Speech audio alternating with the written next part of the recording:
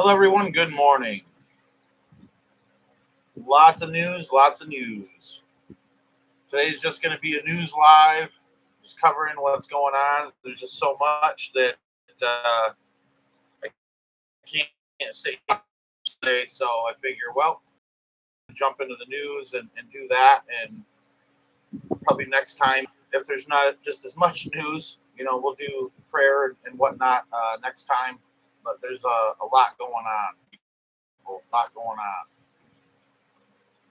on. Wait for some people to get their notifications. Probably just going to start reading to save time. Excuse me. I've been a little congested. So talks on global pandemic agreement are in a race against time.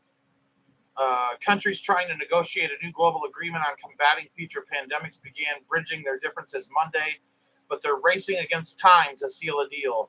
The 194 nations, hear that, 194 nations, that's the majority of the world, in the World Health Organization are back at its Geneva headquarters for one last round of negotiations after a 2-year effort to secure a landmark accord on pandemic prevention, preparedness, and response overran last month's deadline. Issued with the new slimmed-down draft text that kicks some of the tougher topics down the road. Yeah, because they're just going to go ahead and do it. They're going to get their loopholes put in so that way they can just take care of it down the road. They don't even need to have any talks about it. Countries began going through its 37 articles in turn. However, the handful of articles opened Monday were still being negotiated as the day's session was ending, with side discussion groups trying to come up with solutions. It's going as was to be expected. Most member states indicated that this new text, we are on the right track, but at the same time, there are still a lot of things that need to be addressed. Talks co-chair Roland Dries told AFP. The process is very time-consuming, and time is our biggest enemy. The Dutch health diplomat said there are outstanding issues which are complicated, but time is not our friend. The goal of the talks, which last 12 hours a day, wow, and run until May 10th. So May 10th, so in 8 days, they could have a treaty figured out. In 8 days. Think about that, people. Is to get an agreement ready for adoption at the World Health Organization's annual assembly of member states, which starts May 27th. So they want to get this all taken care of, so that way, I guess, May 27th, they can enact it. That lets me know something's really close, people. And as we get to giving you the news as this live goes on, I think that's going to come into focus more. In December 2021, the raw thing of COVID-19, which shredded economies, crippled health systems, and killed millions, motivated countries to seek a binding framework of commitments aimed at preventing another such disaster. But big differences quickly emerged on how to go about it. The main disputes revolve around access and equity, access to pathogens detected within countries, access to pandemic fighting products such as vaccines produced from that knowledge, and equitable distribution of not only counter pandemic tests, treatments, and vaccinations, but the means to produce them. The new draft focuses on setting up the basic framework and pushes some of the trickier details, there you go, trickier details, into further talks running into 2026. Notably, how the planned World Health Organization pathogen access and benefit sharing system will work in practice. One senior figure in the negotiations said there was a positive spirit, but that needed to be translated into concrete action. Another said the talks were in the swing now, with movement and governmental organizations following the talks at World Health Organization headquarters said it was difficult to read how they were progressing. We're witnessing a clash of narratives. We are either near the collapse or the light at the end of the tunnel. Jean Vidal, senior policy advisor within the Health Action International, told AFP. I was convinced that the situation was worse than it seems. Vidal said discussions are taking place, which are already a step forward, but we're still missing some specific steps. We need public commitments on some of the articles. So, I mean, it just goes on and on, but in a nutshell, you get what's going on here. Hello, Clayton Joseph. I'm sorry, I'm really congested this morning. Hello, Leslie Jacobs. Hello, Marie H. J. Cole. Hello, David. Hello, Sahil Sharma. Hello, Nightlev. Good to see you all. All right, so this one here is it really starts to fall into place. 2 possible bird flu vaccines could be available within weeks if needed. And so that kind of lines up with when this pandemic treaty, at the end of the month and May 27th, when they start to get things into alignment. I mean, that's weeks away, right? The H5N1 virus has infected at least 36 herds across 9 states. Last time I knew it was 34, so they're telling us 36 now, but that, I'm telling you, it's more than that, because it's always more than what they're saying it is, especially with what's going on right now.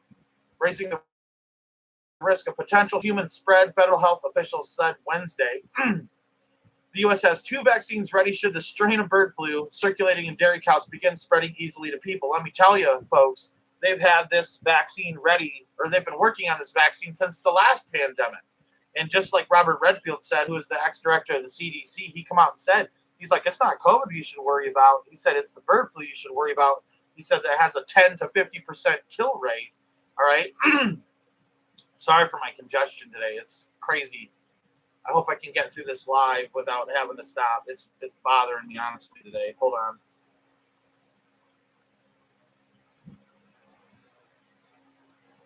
But anyways, me and some of my watchdogs found in the Google patents that within these vaccines there is absolutely nanotechnology. Sorry. So there is absolutely nanotechnology going on within these new vaccines. So don't take what's going on lightly. Federal health officials said on Wednesday they could begin shipping doses widely within weeks if needed.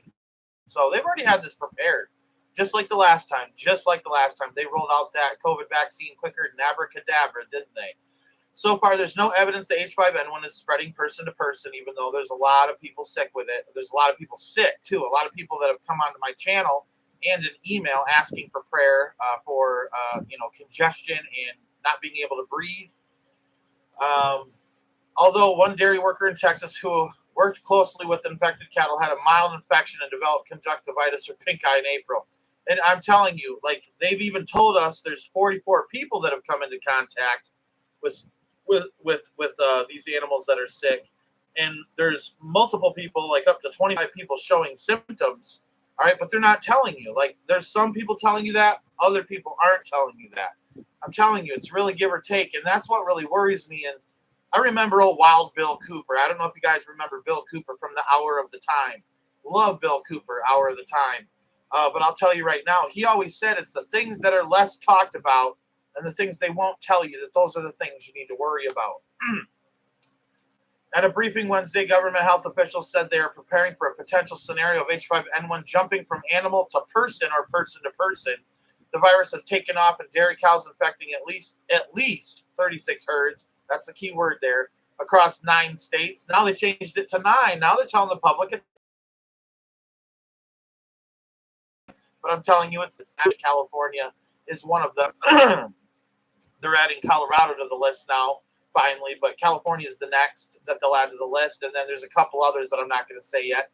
Because I want to make sure it's confirmed. Raising concerns that it could acquire mutations that would make it easier to spill over into humans. And I can tell you right now, as what I know right now from the research I've been doing, there's already been 3 mutations in this short period of time.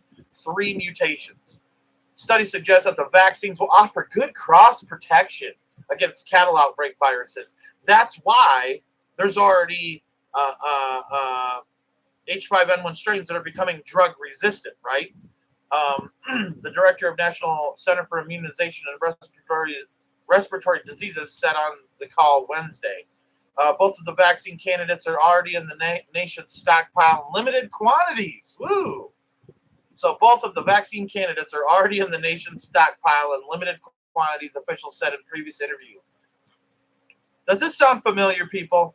The Centers for Disease Control and Prevention also said Wednesday that it is testing blood samples from people previously vaccinated with an influenza vaccine to see if it generates an immune response. although it didn't say which vaccine. Don O'Connell, Assistant Secretary for Preparedness and Response at the Department of Health and Human Services, told NBC News earlier that there are hundreds of thousands of pre-filled syringes and vials ready to ship if needed. Oh, they already got it for you, people. They already got it. And I'm telling you, the treaty's going to say you're going to get it. We've been investing in a library of antigens to move out as quickly as possible should we begin to see a highly transmissible flu strain circulate, O'Connell said. H5N1 doesn't transmit easily between people. We'll see. Although global health official, I'll tell you what, my wife had to pick a coworker's son up the other day at school. And he come over here coughing and coughing and coughing and coughing and coughing, man. I'm telling you, it sounded like flu season, the way he was coughing. It was crazy. Anyways, H5N1 doesn't transmit easily between people is what they're telling you. Although global health officials remain concerned due to its high mortality rate, which hovers around 50%, according to the World Health Organization. I wonder how they know that, they know that it kills 50%. I wonder how they know that. Maybe because they know, and they're the ones that created it, helped create it. I'll tell you, the same people that were behind the first one are behind this one, and the word Wuhan does come out quite a bit when you get into the research. Vivian Dugan, who heads the CDC's influenza division, said that the government would begin looking at vaccinations if there were alterations in the virus's genetic code that would affect its existing countermeasures. It currently has a number of antiviral medications it supplies that target influenza viruses, including Tamiflu. But I already told you last live when we were talking about this stuff about that there was I forgot the name of it. Honestly, I'm dumb as these. But they're one that they have proven it's becoming resistant to. So that's going to be out. They want that because they want to eventually give you a good old one of these. The people needing vaccinations and the number of doses that the U.S. would require would hinge on how the virus changes and how widespread the outbreak becomes, experts say. Boy, they're expecting this, I'm telling you. Right now, there are over 100 people, most of whom work with farm animals. Oh, there you go. I told you the number would go up. Right now, there are over 100 people. So last time it was 44. And in 2 days, we got 100 people now. That's double, more than double. Most of whom work with farm animals being monitored for signs of infection. I hope you guys are listening. I've been trying to tell you. I hope people are getting ready, but nobody listens. I'll be honest with you. I hope you guys are taking this seriously. Should the U.S. need vaccines, the federal government could ship out hundreds of thousands of doses within a few weeks, O'Connell said. It could have over 100 million doses shipped within 3 to 4 months. Ooh, yeah, they're really preparing for it. That means they're making them. They're making them. Health officials expect that people will need 2 doses of that vaccine. Oh, man. Does that sound familiar? Oh, and then you're going to need a booster, too. O'Connell added, meaning 100 million doses is only enough for 50 million people. Isn't that right around what they want left? Again, given this is a hypothetical, it's possible the U.S. may not need that many vaccines more if needed, O'Connell said. They are produced using traditional vaccine technology that has been the standard approach to vaccines for decades. However, the process can take months. O'Connell said the U.S. is also pursuing a third vaccine based on the same mRNA technology used in Pfizer's and Moderna's COVID vaccines. She added that an mRNA vaccine could be quicker to manufacture because you can switch in and switch out the genetic sequencing very easily. All 3 vaccines would also need approval from the Food and Drug Administration before they could be distributed across the U.S. In a statement, because the last time they did it with the FDA approval right away, and then they had the FDA approved one, but then they didn't tell you the one that you were getting wasn't the FDA approved one, right? In a statement, the FDA said it is actively engaged with other federal health agencies in assessing public influenza vaccine candidates should the need for a vaccine arise. A number of unknowns, Dr. William Schaffner, I almost thought Will Shatner, developed a vaccine to prevent the spread of the virus, but by the time the shots were manufactured and ready to be distributed, the outbreak had all. It's very good that we have reduced the time necessary to create a vaccine by having candidates already available. I wonder because they expected it. That's just there's still enough protection the shots would provide against infection and severe illness, said Dr. Judith O'Donnell, Director of Infection Prevention and Control at Penn, Philadelphia. There's a lot we don't know about these candidate vaccines and how they'll work. Us and Sanofi, one of the vaccine candidates is from CSL. A spokesperson for CSL said the company had no idea available on vaccine effectiveness, but you're making it. They can't tell you because they don't want to get. They're telling you the number, not only of H5N1 per studies. Do you hear me? They're telling you the truth. However, but it's like when shows that it generates a promising immune response and should cross-react with the H5N1 virus currently circulating in the cattle in the United States. I wonder what O'Connell said. The government has a number of potential adjuvants, substances added to vaccines to boost the immune response that could be used if needed. So the government has a number of potential additives, substances that they're going to add. Wow, wonder what that is. During the pandemic, the virus was typically severe in older adults and people with underlying health conditions. However, the 2009 H1N1 swine flu virus disproportionately affected young people. It's unclear how the strain of H5N1 would affect people because human infections are rare. Infections. Given amount of vaccine skepticism as well as vaccine fatigue from the pandemic, the government would also likely need to begin a vaccine campaign to persuade people to get vaccinated. I wonder if they'll do a lottery again. It's very disheartening to see so much vaccine skepticism and vaccine fatigue, she said. And I hope you guys are not. That's weird. That's weird.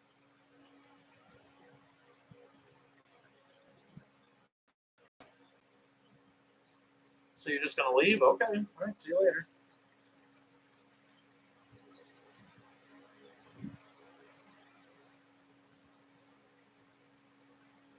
I guess I'm hitting the nail on the head too much. They don't like me.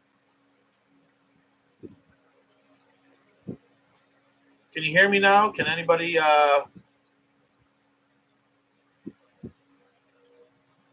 Can anybody hear me now? Yeah, I can't even.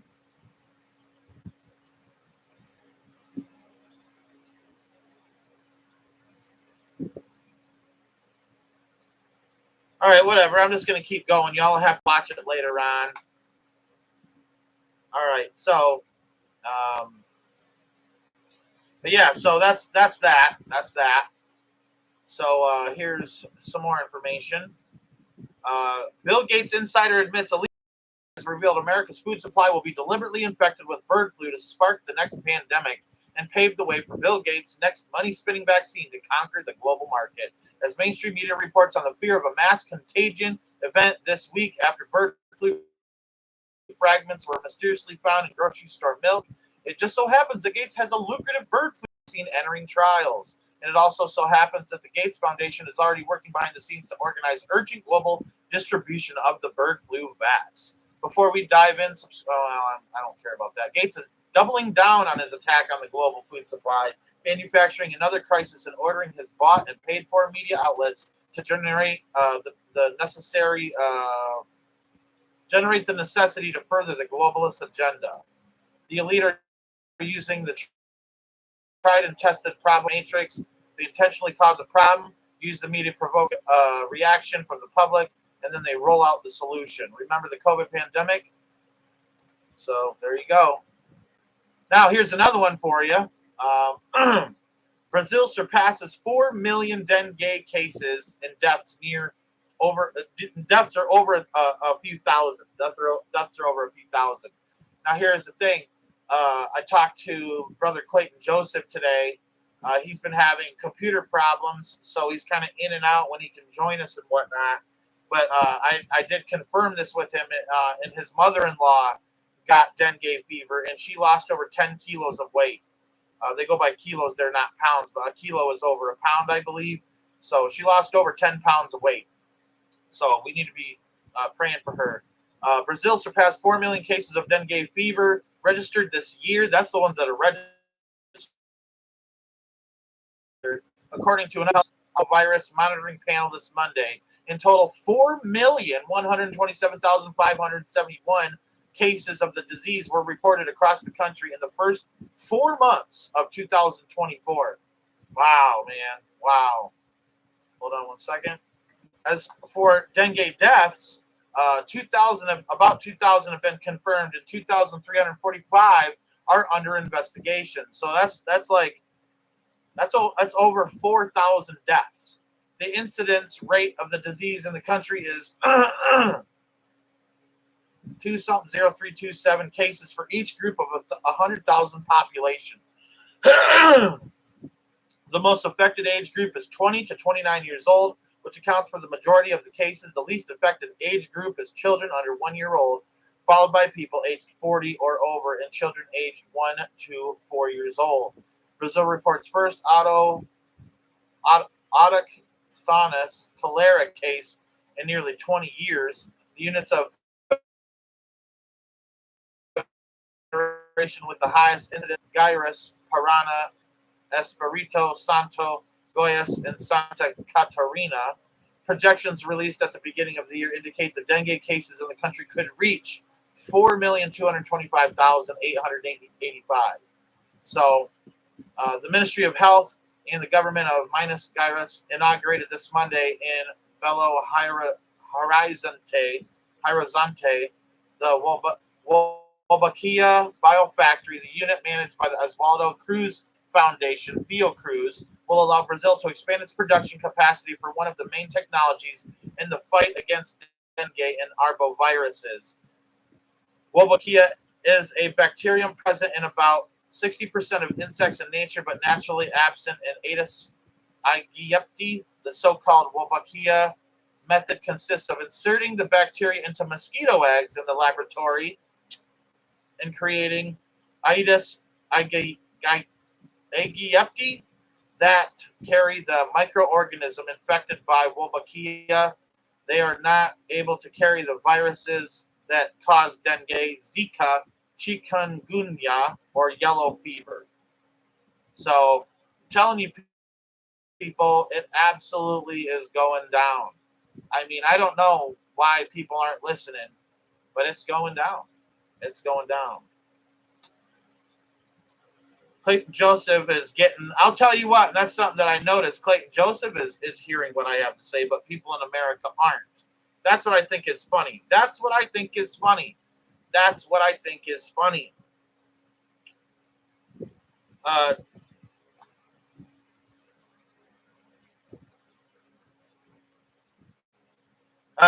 Up Recycling, let me kind of run the show, you know what I mean, please.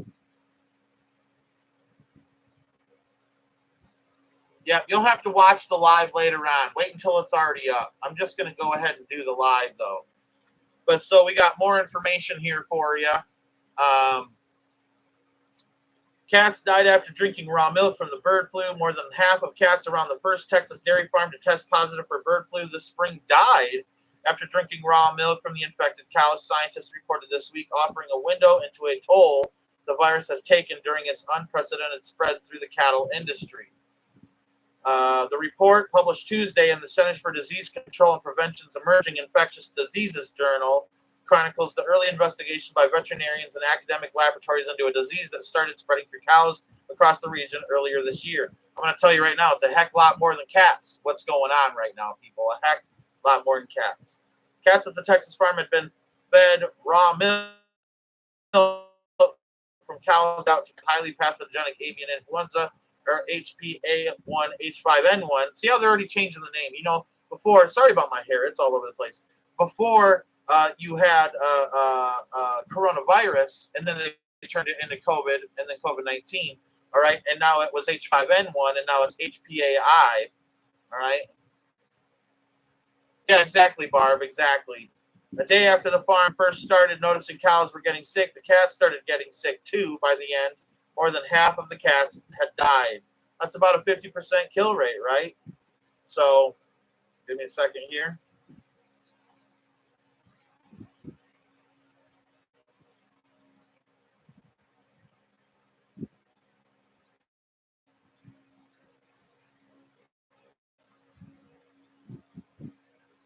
USDA to test ground beef for traces of H5N1 avian flu virus as more poultry outbreaks reported. So now they're going to get into the ground beef. I'm telling you, it's a lot worse than people think it is. The U.S. Department of Agriculture, USDA, said yesterday that it will test ground beef samples from retail stores in states that have reported H5N1 avian flu outbreaks in dairy herds.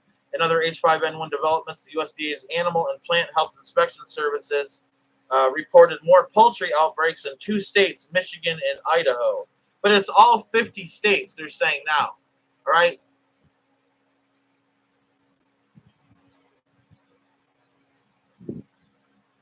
Oh, yeah, I wouldn't jump on the train at all, Deborah. I wouldn't jump on their train at all.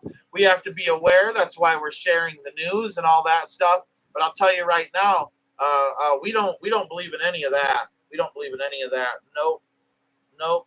We stay right away from it. Honestly, there's a video I watched not too long ago, and he said people could be dropping dead next to me like flies, dropping dead like flies right next to me, and I won't do another thing that the government tells me to do. If you know what I'm saying, I have to be cautious there. USDA will use polymerase chain reaction test to see the ground beef, according to Reuters, which cited a media statement released yesterday. Those things can detect the virus fragments, not live virus, and is the same method the Food and Drug Administration used to test retail milk. So it doesn't detect the live virus. Isn't that funny? It says PCR testing can detect virus fragments, not live virus. That is proof right there that there could be live virus in the milk. I've heard that in a few different reports, that it doesn't test for the live virus, it tests for fragments of the virus. That's wild to me, man. That's wild. Right in our faces, telling us what they're going to do, right in our faces. Officials said they were confident that the U.S. meat supply is safe. They also noted that they will use a virus surrogate to see how the virus is affected when the meat is cooked to different temperatures. So they're already expecting it to be in the meat, is what that says to me. All right? That's what it says to me. So far, the H5N1 detection have had little impact on international trade. Colombia is the only country to put import restrictions on U.S. beef. So there's already restrictions that are happening on U.S. beef. It's like they already know that it's there. It's like they already know that it's there. I'm telling you, what a wild live this is already. This I'm not trying to smile because I'm happy. I'm smiling because I cannot believe. Here we go once again. I told you there was something coming out of China. I warned you in my dream. I told you about the chunk of jade, and everybody said, oh, it's jade helm. It's jade helm. No, it's not. It had nothing to do with that. I know what the Lord put in my spirit after that dream, and I'm telling you, I know what the Lord showed me, and I'm telling you, there's going to be a force this. They're going to do that with this pandemic treaty. Mark my words. I've been telling you all along. I'll be honest with you. End times talk has been pretty over the target if you watch us over time. Pretty much over the target. We told you in the beginning that eventually you'd see Poland sucked into this whole war. And that stuff's already being staged and rocket or ready and raring to go there in Poland. You know what I mean? And I'm telling you, I've been telling you the whole time what's coming next.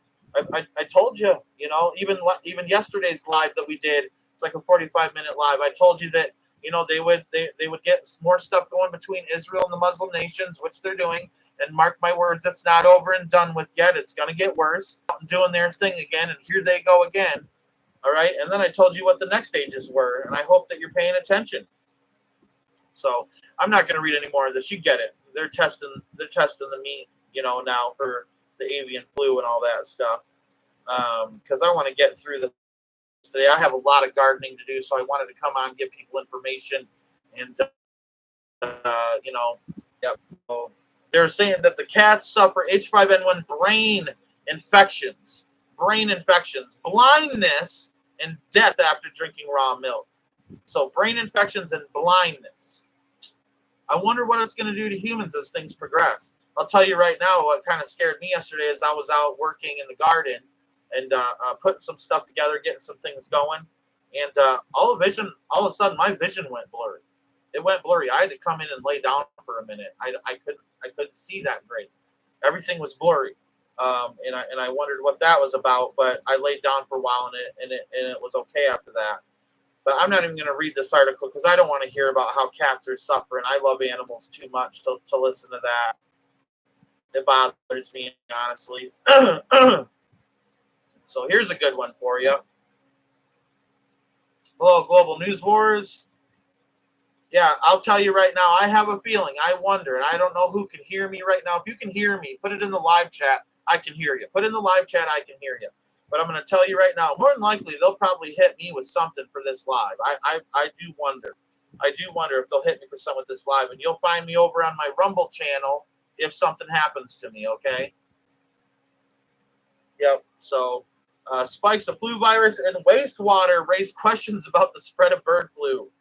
Spikes of influenza A virus seen in wastewater samples from 59 sewer systems across 18 different states this spring may point to the spread of the H5N1 avian influenza virus that is currently infecting dairy cattle, a new study suggests. So far, the U.S. Department of Agriculture has reported more than 30 herds of dairy cows infected with H5N1 influenza across 9 states, but there are questions about how large the outbreak might be and whether the U.S. can adequately track it. And I don't think they can. I already think it's out of control, and I think they want it to be out of control. All right? But I'm going to tell you right now. I'm going to tell you something right now. I told you this was coming. I told you months ago this was coming. I told you to prepare months ago. I told you to prepare months ago. All right? And I don't think enough people took me seriously. I don't think enough people listened and were paying attention. There's a few people, and I appreciate those who respect what the discernment God's given me. But I do believe God's given me some discernment, and He has given me some understanding about what's unfolding in these last days. I've been in this kind of a ministry for over 20 years, doing this a while. All right, and I care about people. I'm not trying to spread fear or spread anxiety or any of that stuff. I'm trying to get people strapped up and ready for what's about to happen. You know what I mean? I don't want, it says in the Bible, God's people perish for lack of knowledge. And if I wasn't hitting the target, okay, with all of this stuff, they wouldn't be, I mean, I'm telling you, like, I make a video, I'll gain a few subscribers, and I'll lose more than what I gained. And I know it's YouTube deleting subscribers. Most people that are a part of this channel, all right, they stick around. They know that what I'm doing is genuine. You know what I mean? But I'm telling you right now, and I absolutely notice this. They mess with my numbers all the time. My mobile numbers, when I look up on my phone what End Times Talk subscriber numbers are, they're different than that which is on my PC, proving my point that they're scrubbing my numbers. They're scrubbing my views. We have over 750,000 views in less than 2 years. Less than 2 years, we have over 750,000 views. And you're telling me I only have a little less than 8,000 subscribers? They're absolutely scrubbing my numbers. All right? They don't want people to know what I have to say because I know the Illuminati plan. I'm telling you. And I knew someone that knew, that taught me. All right? And I knew that this is what their plan was. The Lord showed me in a dream that this is what their plan was. And I'm telling you, the next time they're going to forcibly do this, and people need to have like a plan ready. You need to have a plan ready. You need to get ready. All right? This isn't going away. And I pray that Jesus comes tomorrow and takes his bride off this earth. But for those of you who are left behind, it's about to be a really rough ride. A really rough ride. But I pray that we go home before all that. You know what I'm saying? But we're not guaranteed that we're going to go home before all this, that we can see a portion of this happen. All right. And Mindy Thompson, the symptoms are, flu-like symptoms, congestion, headaches, shallow breathing, things like that. But I know a lot of people that are sick. All right. A lot of people are sick right now and have been asking for prayer and stuff. A lot of people emailing me. And telling me that they're getting sick, that their family members are getting sick. Dude, something is happening. All right. And I told you, I mean, I'm not trying to say, oh, I told you so, but I'm telling you, I told you, don't be shocked when this all goes down because I told you it was coming. All right. I told you it was coming. Spikes of influenza. All right. I already read that. So far, the U.S. Department of Agriculture has reported more than 30 herds of dairy, and they're saying 39 herds now, or 36 or 39, whatever. Herds of dairy cows, but it's more than that. Guaranteed, that are infected with H5N1 influenza across 9 states. And I'm telling you, it's 10 that I can tell you right now California being the 10th. But there are questions about how large the outbreak might be and whether the U.S. can adequately track it. In a news conference last week, USDA officials admitted that it's been difficult to get milk producers to let them test for the infection. Dude, there's people out there and farmers that don't give a rip about you. They don't give a rip about your family, and they don't give a rip about your health. All they care about is getting their product onto the shelves so that way they get paid and can take care of their families. So they're telling you right now, the USDA officials admitted that it's been difficult to get milk producers to let them test for the infections because there's a mindset out there that where people are hyper aggressive and like, oh no, I don't want to believe it's happening again. No, they're like really like ostrich, like stick their head in the sand. Well, the first one was fake, so this one's fake too. You're just trying to come after our food supply. You know what I mean? I think that's a part of it too. I think they're right to a certain extent. But I think that also this stuff is, all right, ton up. It needs to stop, man. Need to stop guiding things. All right? This is just for today, bro. And I'm sorry I have to do this, man. But this is the second time, and I can't have it. Can't have it. It's for 30 minutes. 30 minutes. Because I need to be able to focus on this and not what you're preaching in the live chat, man, and what you're telling people to do. You need to control it, brother, please. I love you, man. I absolutely love you, though. Material from the H5N1 virus in one, though further testing showed the virus fragments detected in milk were not infectious, but yet they also told you in the last article that the PCR tests don't test for the live virus. They're absolutely telling you. All right, they're absolutely telling you. Last week in a multi-agency news conference on the government's response to the spreading virus, Dr. Nirav Shah, Principal Deputy Director of the U.S. Centers for Disease Control and Prevention, said the agency was looking at whether it might be feasible to use wastewater to pinpoint areas where the virus is spreading. First, he said, scientists would need to develop a test that could distinguish H5 influenza from the larger soup of circulating A-strain flu viruses. Now, scientists at Emory, Stanford, and Verily Life Sciences, a research organization affiliated with the Wastewater Scan Network that monitors a large network of wastewater treatment plants across the U.S., say they have done just that. Wastewater testing is a passive way of tracking the spread of infections. It doesn't depend on people or animals to be swabbed to test for pathogens instead.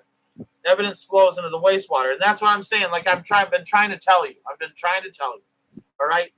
So if there's human wastewater in a public setting, like at the wastewater plant, and they're testing that for H5N1, and it's testing positive for H5N1, this is much further spread than what they're saying. And that's why I'm reading this article to you, because I'm telling you, people, I'm warning you. And there's lots of people sick, and I'm noticing it's getting worse every day. And I was on top of it the last time when coronavirus was coming out, and people treated me the exact same way as it's happening right now. I'm getting mocked, scorned, whatever. People saying, oh, Josh is off his hinges. All right. No, I'm telling you that this is going down, people. This is going down. Give me a second here. Out of 190 wastewater treatment plants, I hope you're hearing me, 190 wastewater treatment plants. They're only testing the city's treatment plants, people. Sludge samples for influenza A, 59 saw increases of the A-strain viruses this spring. Are you hearing me? There's 59 cities out there that have H5N1 in their water systems. That means you're pooping it out and they're testing it, and you have H5N1. I told you.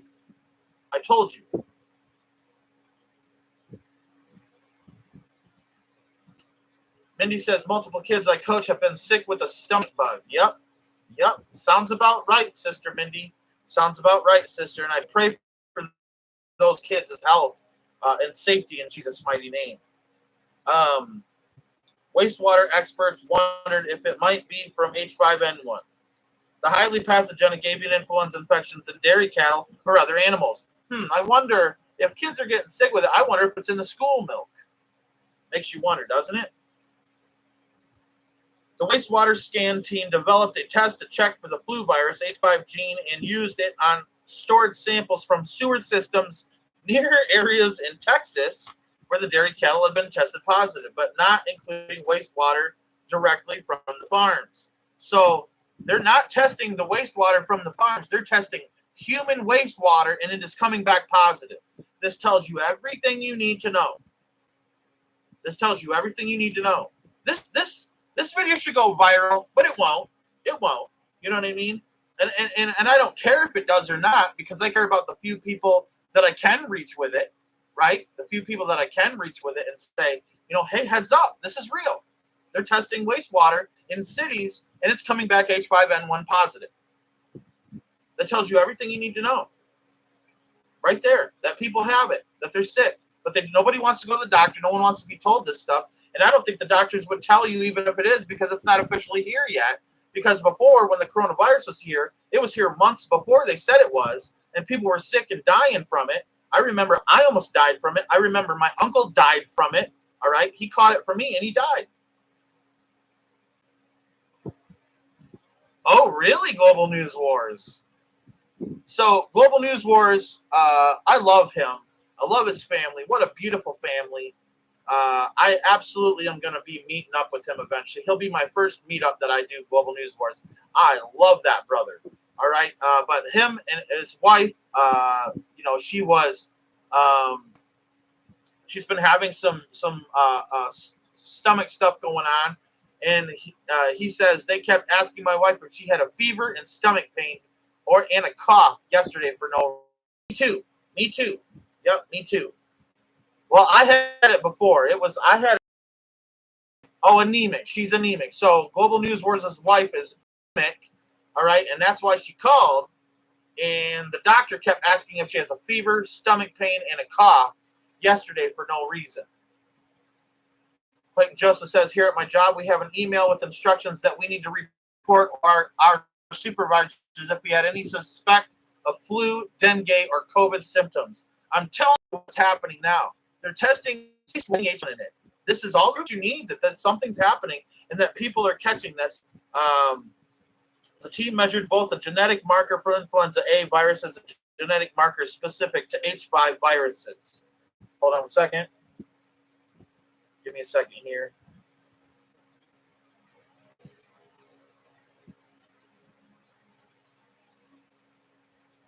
So Dalton, our friend Global News Wars here, is showing me that I'm not even loading for him. It's just buffering and everything's completely blank and that it won't even load. They don't want you to know what I have to say. They don't want you to know what I have to say because this channel's always been over the target. Always been over the target, but they don't want you to know that. All right, give me a second.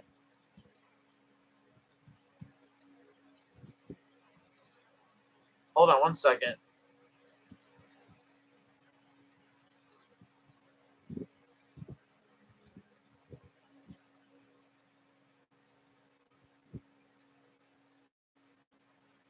All right, so as levels of the marker for influenza A viruses began to rise in early March, the markers for the H5 viruses began to rise in tandem. The concentration of the H5 gene in the samples were nearly as high as the concentration of the influenza A viruses overall, suggesting that a large fraction of the viruses in the samples were H5s of influenza A viruses measured in these wastewater sludge samples from the Amarillo, Texas area were among the highest ever measured in wastewater, the study noted. So Amarillo, Texas, heads up, you got H5N1. People in Texas, you're spreading H5N1. You have it. Like, that's going down. The stored sludge, and I'm praying that you get over it. No, nothing happens to you, but unfortunately, it's there. It's present. This is what this is telling me. Hold on one second.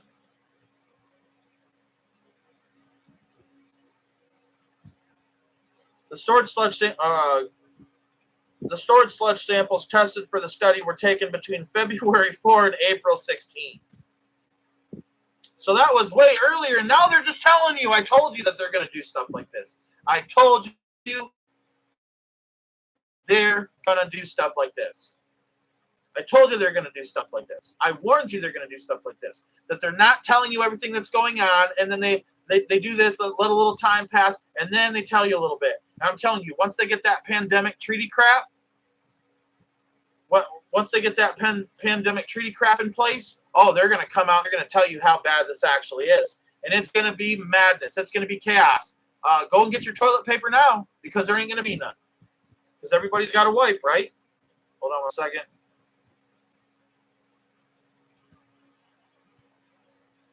Oh, look at this. All right, I don't know. This is in two different things. Clinicians should consider the possibility, and this is a whole different article and I'll jump back to the other one, but I would just sent this. This is important. I want people to really pay attention, people. I want you to really pay attention. This is from the CDC.gov website. CDC.gov website. Clinicians should consider the possibility of HPAIA, H5N1 virus infection in persons showing signs or symptoms of acute respiratory illness who have relevant exposure history. More information is available at brief summary for clinicians. This includes persons who have had contact with potential infected, sick, or dead birds, livestock, or other animals within the week before symptom onset, e.g. handling, slaughtering, defeathering, butchering, culling, preparing for consumption, or consuming uncooked or undercooked food, or related uncooked food products. Oh, this is bad, people. This is bad. Including unpasteurized raw milk or other unpasteurized dairy products, direct contact with water or surfaces contaminated with feces, unpasteurized raw milk or unpasteurized dairy products or parts, carcasses, internal organs, etc. of potential infected animals, and persons who have had prolonged exposure to, give me a second here, potentially infected birds or other animals in a confined space. Clinicians should contact the state public health department. Recommended respiratory specimens. More information below. Using PPE, consider starting empiric antiviral treatment. More information below. And encourage the patient to isolate at home away from their household members and not go to work or school until it is determined. There's the lockdown. Oh man, I told you in a dream that God showed me in a dream. I told you. I warned you. I said it would come out of China. I told you. Testing for other potential causes of acute respiratory illness should also be considered depending upon the local epidemiology or circulating respiratory viruses, including SARS-CoV-2. So, I mean, I'm telling you, folks. I'm telling you. And that was from the CDC.gov website. Right there. The CDC.gov website. Now, back to this other article. The storage sludge samples tested for the study were taken between February 4 and April 16th at 2 treatment plant sites in the city of Amarillo watershed, right there, and a third wastewater treatment plant in Dallas County. The researchers confirmed wastewater processing plants sampled in the Amarillo area permitted some producers to dispose of animal byproducts, including dumped milk from dairies, which may explain the high concentrations of influenza A viruses and H5 viruses in their samples. But remember back when they said that they tested 190 different areas, and that there was I think 50 something that came back positive for H5N1. Just as wastewater testing has proven to be a harbinger of rising COVID-19 infections in the past, researchers say their study suggests it could be an early warning for bird flu outbreaks.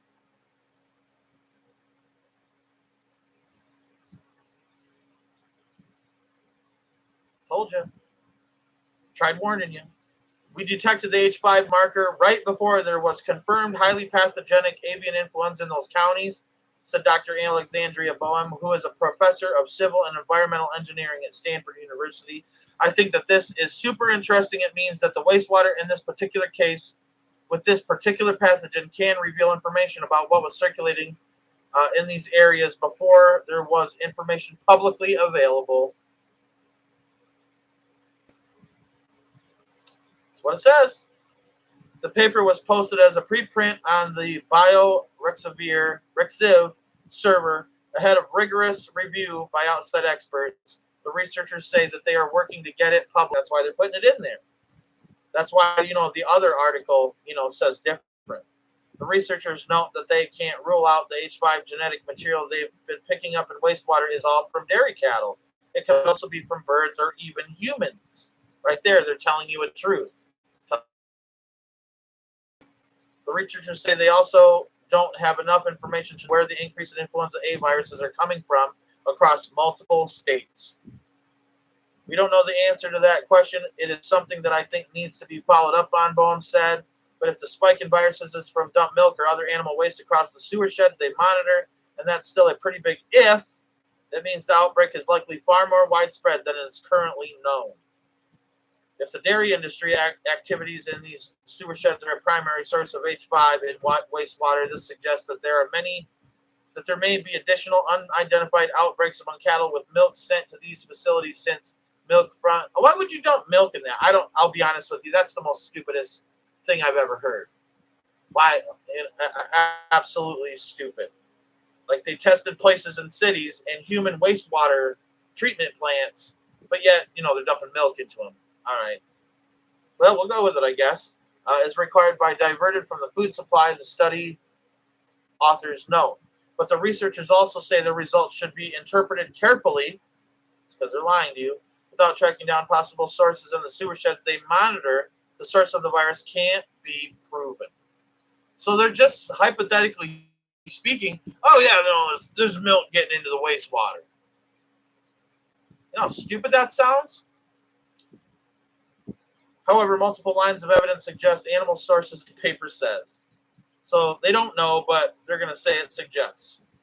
The researchers, it's just a bunch of hearsay at that point. The researchers say their testing method is very sensitive. It can detect even small amounts of the genetic material from the H5 viruses, but they can't tell if the viruses would be able to infect people and make them sick. Well, it says they didn't try to culture the virus to see if it could infect cells. So they're not doing everything that they can, is what that's saying to me. So, I mean, honestly, it's just a bunch of blah, blah, blah, but we'll keep reading. The U.S. Food and Drug Administration said last week that if it has been testing samples of pasteurized milk in which traces of the H5N1 virus have been detected, as so far found the milk is not infectious and cannot make people sick. But the PCR test doesn't detect the live virus, and that's literally what they told us. You see what I'm saying? Hold on one second. Here at my job, we have an email with instructions that we need to report our supervisors if we have any suspect of flu, dengue, or COVID symptoms. I'm constantly refreshing the page due to buffering. Yeah, everybody's been having a lot of buffering issues today, that's for sure.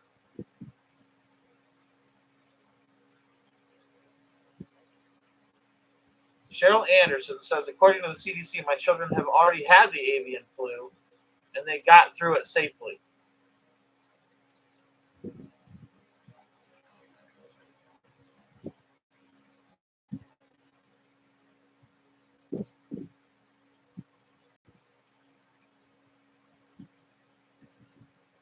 All right.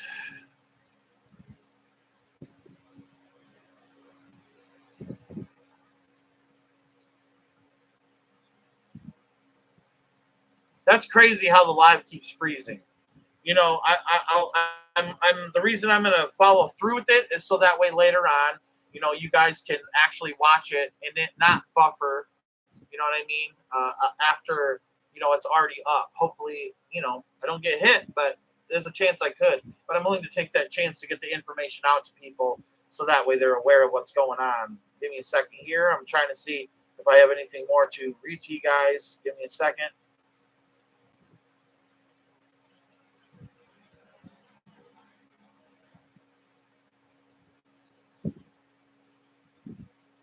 Oh, yeah, here we go. Here's another one.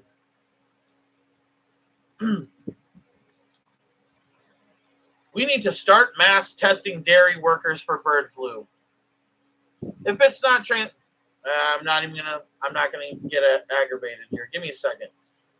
Given how devastating another global pandemic would be, the U.S. should hold on one second. Oh wow! So I have to subscribe to read it. I'm just gonna read what I can until it blurs out. Given how devastating another global pandemic would be, the U.S. should start mass testing of dairy workers for the bird flu virus that's spreading fast through cows.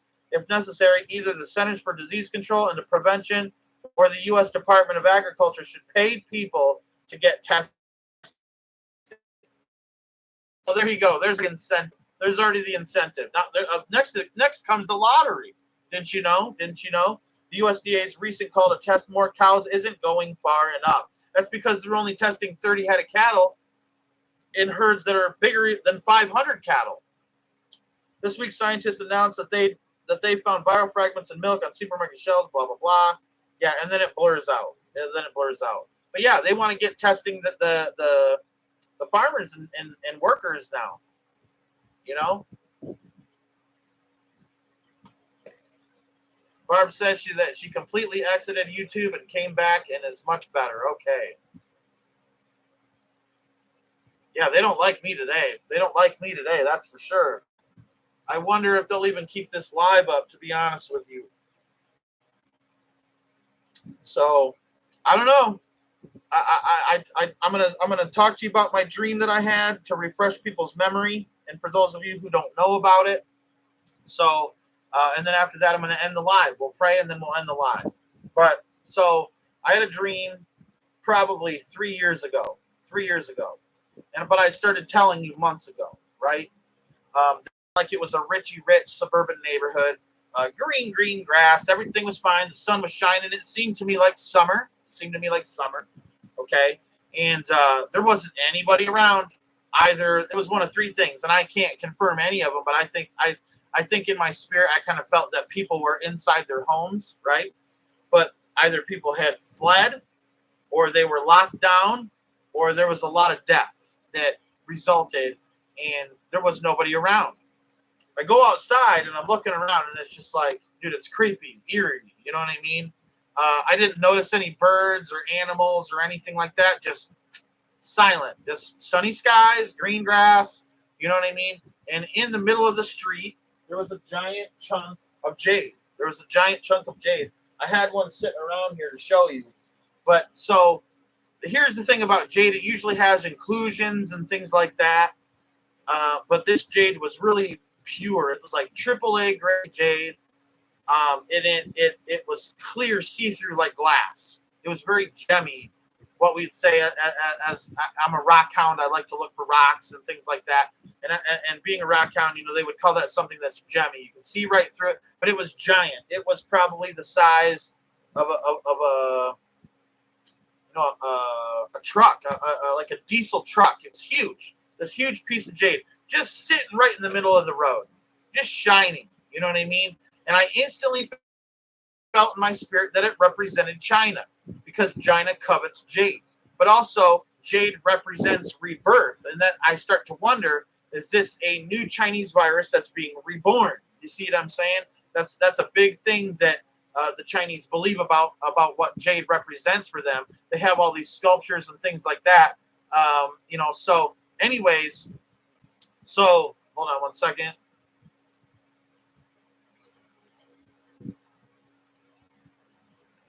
Good for you, Cheryl Anderson. Good for you, sister. Stay strong. Anyway, so I felt in my spirit that it represented China, that it represented like this is being reborn. But here's what's also interesting, that jade is in the family of serpentine. Serpent. You see what I'm saying? Serpent. Okay. I'm telling you that I think that there's multiple meanings to this. All right. And it was just dead. Nothing was around. Completely sunny day, middle of summer, it seemed like. Beautiful day out, but nobody around. And instantly, I was like transferred somewhere else in my dream. I can't tell you what inner city this was, but it was a major city. And it looked like the city was collapsing. I can't exactly tell you what it looked like. Like, I didn't see the city from way out, but I was in a building, and it looked like there had been some kind of warfare going on in the city. Okay, some kind of chaos had been breaking out, and I was in some kind of a warehouse type of thing. It was a multiple-story building, all right, but the windows were broken out. There was bullet holes all over the walls. Things looked really decayed and falling apart. You know, like if you've ever seen like these buildings that get shot up a bunch, the cement starts to fall apart, and things like that. And I saw two militant groups. Now, I'm going to tell you something I previously didn't tell you, okay? I got to be careful what I say because it doesn't matter who it is, all right? But you can guess. You can guess who the foreign military group was and who was sending them, okay? One militant group was moving into this building area. Another militant group was moving into this building area. And the one militant group right here, those people were like sheriffs, state police, sheriff's deputies, state police, cops, all right, moving together in a unit, okay? Now, that reminded me of that sheriff deputy that came out in Ohio and warned us something big is coming and that it would be your local law enforcement that would respond. And he was talking about October 7th in Israel when it was the law enforcement in Israel that actually responded and took these people out because the military was slow to act on it. I believe there was a stand down within the military. The higher ups, the liberal higher ups in the military stood down. All right, they blame it on the higher ups in government in Israel, but I believe it was the higher ups in the military itself that stood down, that didn't get the word out when this is happening. Okay, and everybody, it was a Jewish holiday, and so of course people are going to be taken off guard when this is happening. Anyways, so it was the local law enforcement that really kind of saved Israel on October 7th. All right, from these Hamas terrorists. Anyways, so I saw the law enforcement in this foreign force sent by the you can see what letter that is, and then you see what I'm saying? That letter right there, the UN. I'm just gonna say UN. All right, sent these other people in. All right, I just don't want to get hit, but whatever. I don't even care anymore. I want people to know. And this was a foreign. You get what I'm saying? A group, okay, and they were dressed in black tactical gear. All right, black tactical gear. They had face masks on, goggles on, black helmets, black tactical gear, were armed, but they were also armed with this that goes here. You see what I'm saying? And I immediately felt in my spirit that that would be a forced this put here, okay? Forced, all right? That it would be mandatory, all right? It wasn't going to be some like you had a decision anymore, all right? It wasn't going to be that you had a decision anymore. It was law. It was law. And they were sending these people out to go door to door to door to do this, okay? Just like they did in Australia. You saw a guy in his roof getting this. He was trying to run from him, getting this. There's a guy in Texas, all right, during the last pandemic that he didn't want nothing to do with that. They cornered him in a room. I'm going to give you a tip. Because I've been in lockup. I've been in riots in lockup. I'm not going to lie to you, all right? I'm for real when I'm telling you this. You'll notice that they're about to do something to you when they start inching their way towards you and they're kind of cornering you in the room. And you need to get out of that room and run out of that room if you get a bunch of people standing off in the back, all right, and they start to slowly shift their way towards you. And then, boom, that's when it happens. That's when they're going to get you. I'm telling you that so you know that for future reference, all right? I mean, I'm telling you. This is how they did it to this guy, too. But I knew that. They slowly, it's okay. Bam! That's when they get you, all right? So anyways, this guy got forcibly hit with that, too. And I mean, I got the video footage. I made a whole video about it over on my Rumble channel, all right? Now, I'm telling you, folks, all right, this is coming. I've been warning you. It's coming.